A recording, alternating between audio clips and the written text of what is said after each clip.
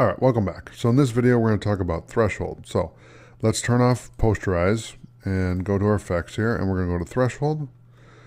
And you can see, I can hardly see this poor dog, but you can adjust the threshold so we can make him completely disappear, or we can bring him back.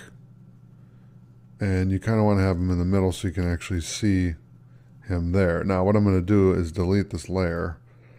So let's delete it, and then delete again, and then let's add it again and set it to the default, so 128. So that's kind of cool. It's just a cool effect that you can add to your images.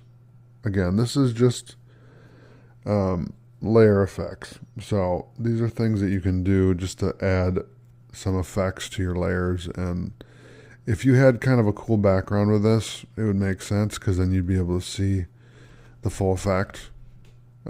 I can see uses for this. So make sure we save, which we're saved. So hit Control S if you haven't saved, and I'll see you in the next video. Thanks for watching.